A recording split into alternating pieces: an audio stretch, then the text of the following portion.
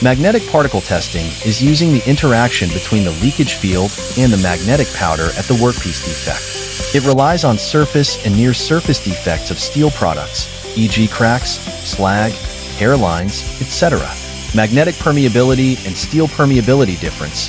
After magnetization of these materials in the discontinuous magnetic field will be distorted, forming part of the magnetic flux leakage at the workpiece surface created a leakage magnetic field, thus attracting the magnetic powder to form the magnetic powder accumulation at the defect, magnetic marks, as shown below. Then under the appropriate light conditions, the defect position and shape appear, the accumulation of these magnetic powder is observed and explained, the magnetic powder detecting. In industry, magnetic flaw detection can be used for final product inspection to ensure that the workpiece after various processing processes, such as welding, metal heat treatment, grinding, on the surface does not produce harmful defects.